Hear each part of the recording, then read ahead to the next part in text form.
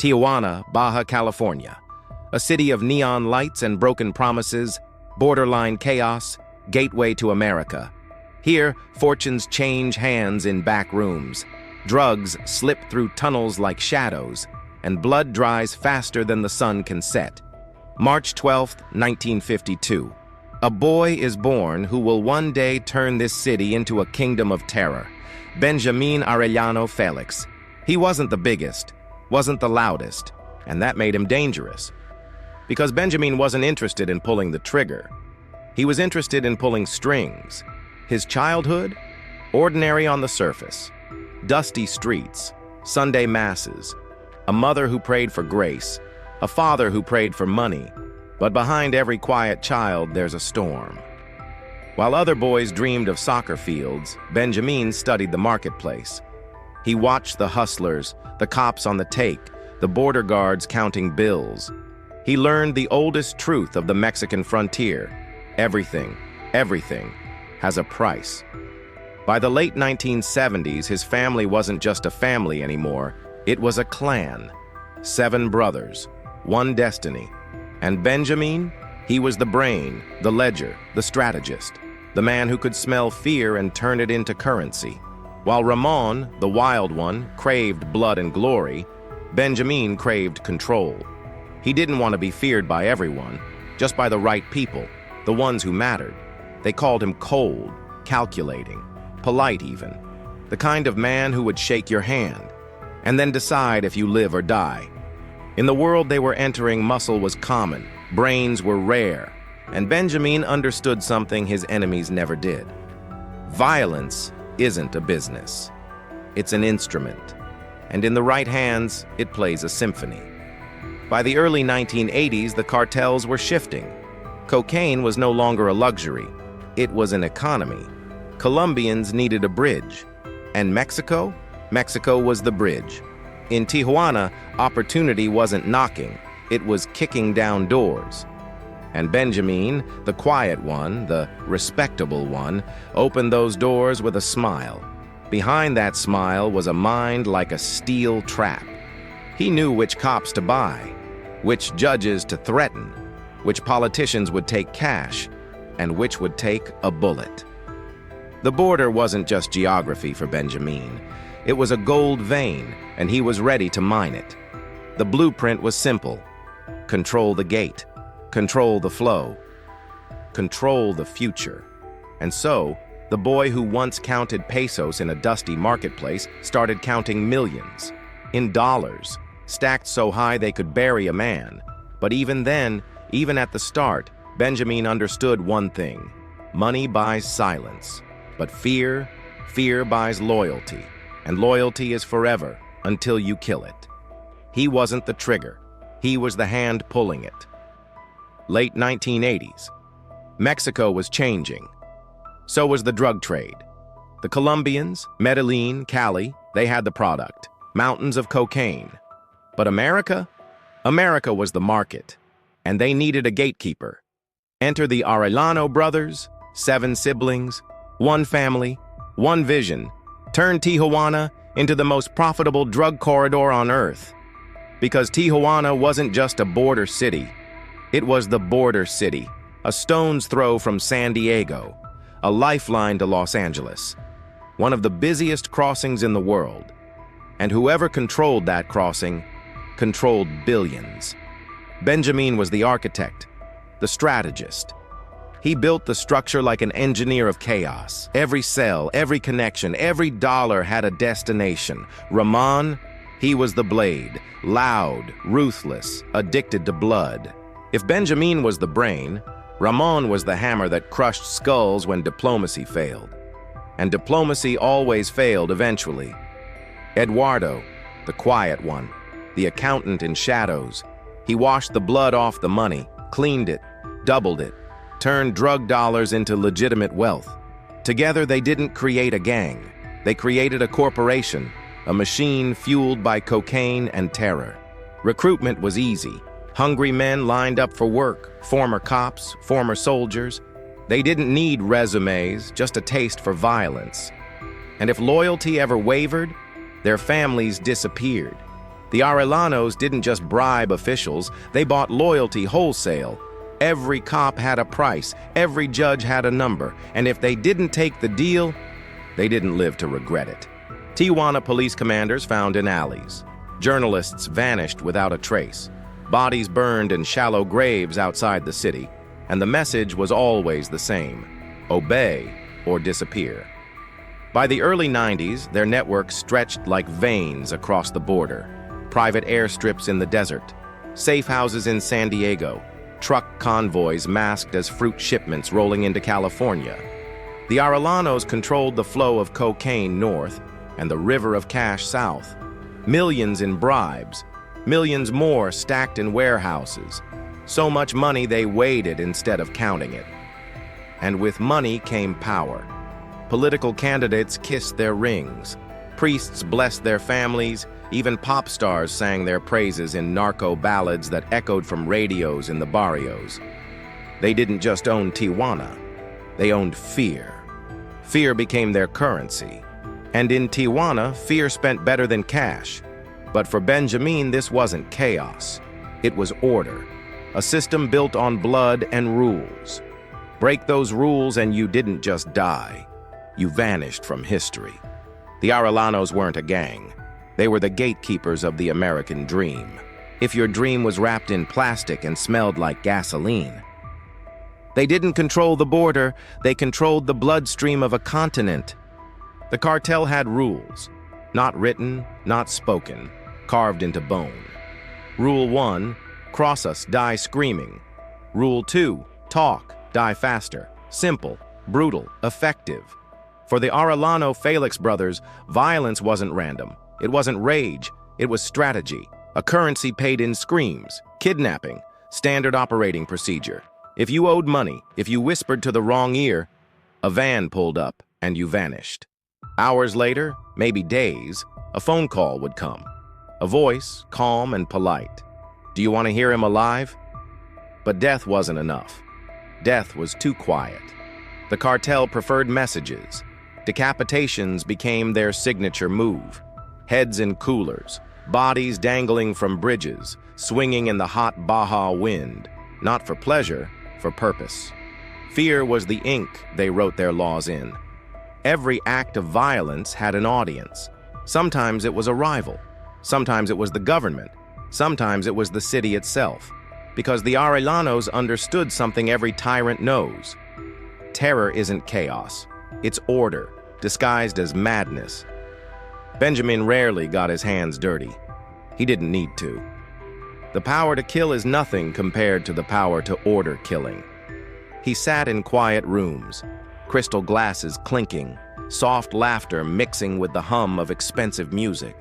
A nod here, a name there, and miles away, men screamed into the void. Ramon, his younger brother, was the blade, the wild dog. He didn't just kill. He staged death like theater. Bullets sprayed across nightclubs, gunfire echoing in restaurants. Even children weren't off limits because mercy breeds weakness. Under Ramon's reign of blood, Tijuana wasn't a city. It was a hunting ground. And Benjamín? He counted the dollars, watched as terror fattened his empire. Because in Tijuana, fear wasn't an expense. It was an investment. A business model more reliable than loyalty. Every corpse was a billboard, every kidnapping an advertisement. And the product? Control. Politicians didn't need convincing. They needed reminders. Journalists didn't need bribing. They needed silencing. By the mid-1990s, even the air smelled like fear. People vanished like smoke. Mothers searched for sons in deserts where only vultures answered. But to the Arellano brothers, it was just math. Violence in, obedience out. Simple economics, written in red. In Tijuana, money bought silence, but terror bought everything else. 1990s, the decade of narco empires. And at the heart of it, the Tijuana Cartel reigned like a shadow government. The border wasn't a line anymore. It was a toll booth. And the Arellano brothers held the keys. Every truck, every tunnel, every human mule crossing into the United States, they paid tribute in blood or dollars, mostly both. San Diego became their golden artery. Billions of dollars flowed north. Cocaine, meth, heroin, rolling like freight trains, hidden in produce trucks, packed inside car doors, even stitched into the lining of clothes. And south? South came the cash. Green rivers feeding the beast. So much money it couldn't fit in banks. So much money it needed warehouses, guarded like military bases. But for Benjamin, this wasn't about luxury. Not like the others. He didn't flaunt gold-plated AKs or mansions with tiger cages. No, he wasn't chasing fame. He was chasing control. Control meant structure, hierarchy, a machine where every cog feared the hand above it, where every order flowed like blood through veins. His empire rested on two pillars, fear and loyalty. And fear always costs less. Politicians bowed to him, not the law. Campaigns were bankrolled with narco money. Governors attended dinners where the wine was French and the conversations Mexican. Police saluted when his convoys rolled past. Sometimes they escorted them. Judges forgot verdicts. Prosecutors lost evidence. And when someone remembered their duty, their names appeared in obituaries. Priests blessed him, called him a man of the people. Because in Mexico, every devil wears the mask of a saint, and Benjamin wore it well. To the poor, he wasn't a criminal. He was a benefactor. He built roads in forgotten villages, paid for surgeries when hospitals said no, handed out toys on Christmas to kids who didn't know their Santa carried an AR-15. In the barrios, mothers whispered his name like a prayer. Men toasted him in cantinas. His face appeared in narco ballads, played on cheap radios, voices singing of the man who ruled the border like a king. And for a time, he was untouchable. The DEA called him the accountant. The Mexican government called him invisible. But in Tijuana, everyone knew. Benjamín Arellano Félix wasn't just a man. He was the law no one dared to write down. This was his golden age. And like all golden ages, it gleamed brightest before the fall. In Mexico, power isn't taken. It's worn, like a mask of God, hiding the face of the devil. Power breeds arrogance, and arrogance makes you sloppy. By the early 1990s, the Arellano brothers felt untouchable. Their network spanned states, cities, and borders. They had politicians on payroll, cops on speed dial, judges in their pockets. The Tijuana Cartel was no longer just a cartel. It was a kingdom. And kings start believing they can do anything. Guadalajara Airport. The mission. Simple, on paper. Kill Joaquin El Chapo Guzman. The rival. The thorn in their side. The man whose ambition mirrored their own. Benjamin signed off.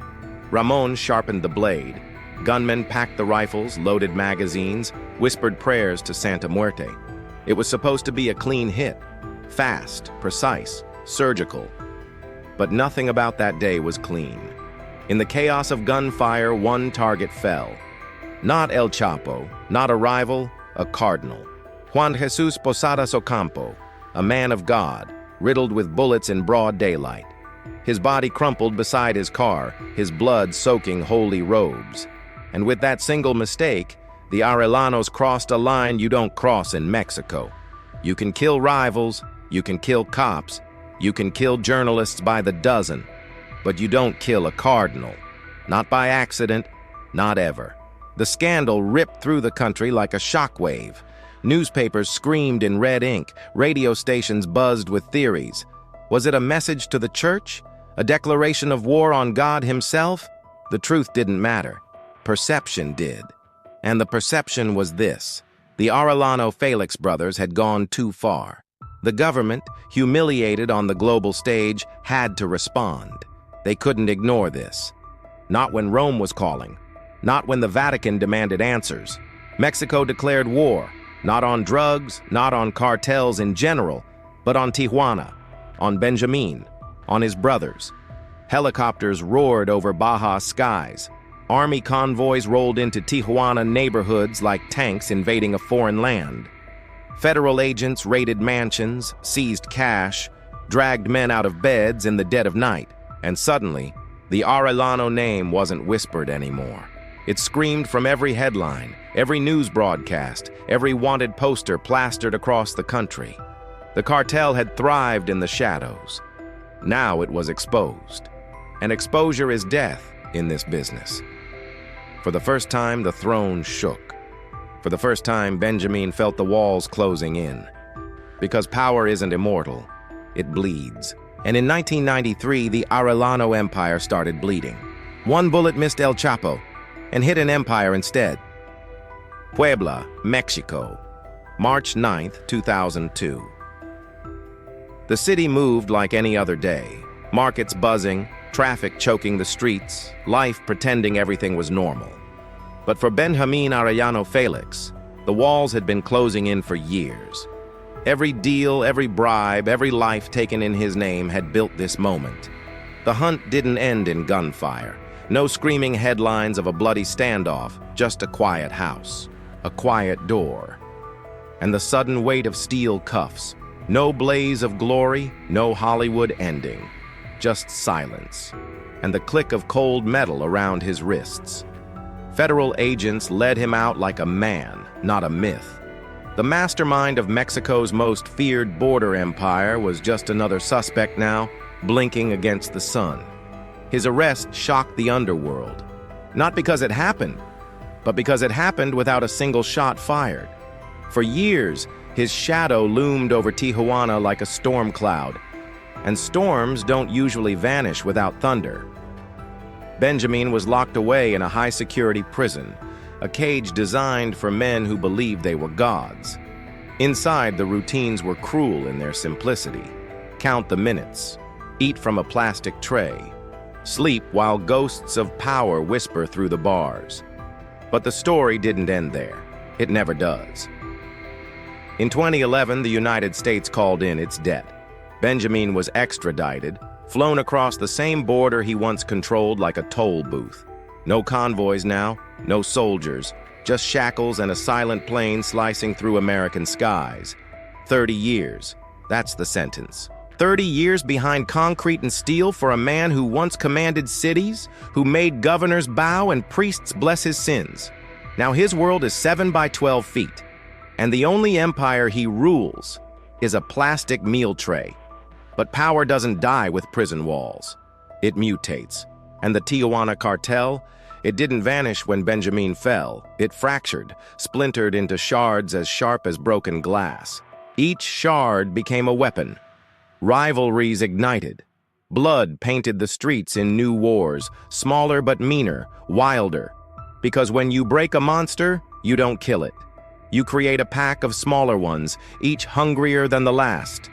In the years that followed, the Arellano name faded from the headlines, but its echoes still rattle through Mexico's underworld.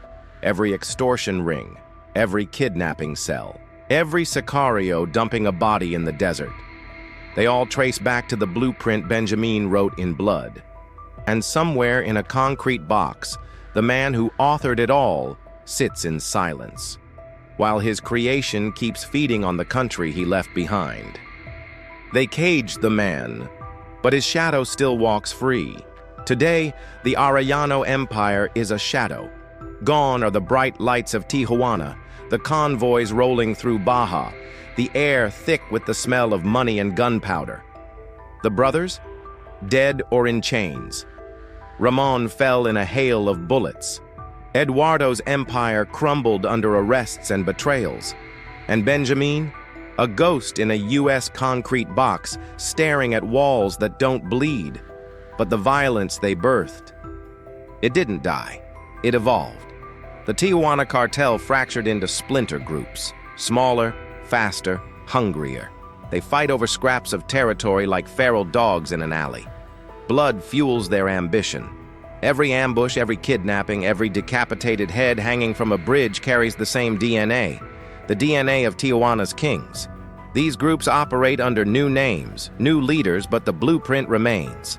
Fear is currency. Obedience is bought with terror. Money lubricates loyalty, but it is blood that cements it. In the streets of Baja, mothers whisper warnings to their children. Stay inside, don't look out. The Arellanos are still alive in spirit. Every cartel knows the rules. Break them and disappear. Cross them and vanish. Even allies respect the legacy, because the shadow of the old masters stretches longer than any prison sentence. Benjamín didn't just run a cartel, he wrote the playbook.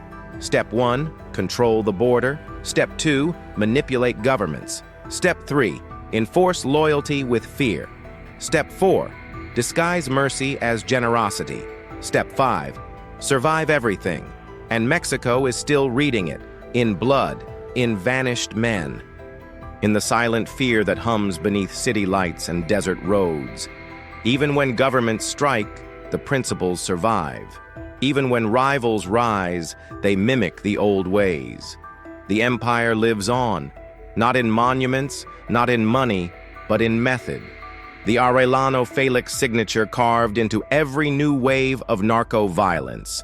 From Baja to Sinaloa, from Chihuahua to the U.S. border, echoes of their terror resonate.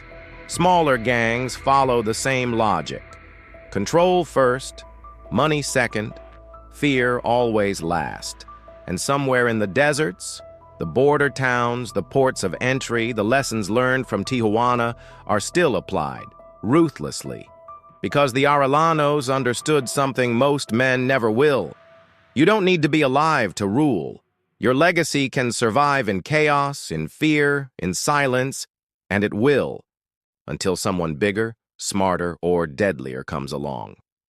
The empire may be fragmented, the kings may be gone, but the rules, the methods, the blood, they endure. Some men build empires with bricks, others with bodies, and the dead, they teach the living how to rule.